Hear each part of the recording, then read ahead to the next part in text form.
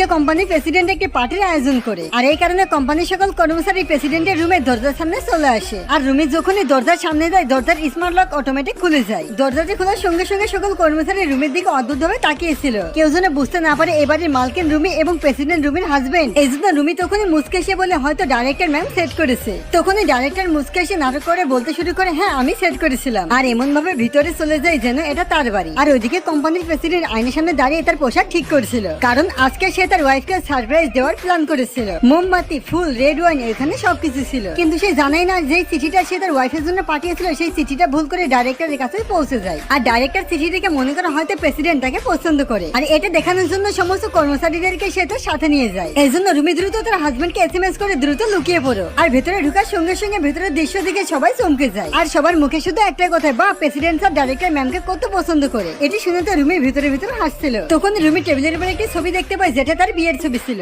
এই জন্য রুমি ধীরে ধীরে ওইখানে এগিয়ে যায়, ছবিটা এখান থেকে সরাতে যাবে। তখনই ডাইরেক্টর ম্যাম ওইখানে চলে আসে। সে বলে তুমি এখান থেকে কি চুরি করছো? রুমির সঙ্গে সঙ্গে দুইটা হাত উঁচু করে দেয়। ডাইরেক্টর সঙ্গে সঙ্গে রুমির ব্যাগ নিয়ে নেয় এবং ব্যাগটা চেক করে, কিন্তু রুমি তো আগে ছবিটা তার সব থেকে প্রিয় বন্ধুর কাছে দিয়ে দিয়েছিল। তো গাইস, এর পরবর্তীতে আর কি হয় সেটি যদি দেখতে চাও তাহলে ভিডিওটা লাইক করে চ্যানেলটিকে সাবস্ক্রাইব করে দাও। আর হ্যাঁ, তোমার প্রিয় মানুষের নামের প্রথম অক্ষরটি অবশ্যই কমেন্ট করে বলবে।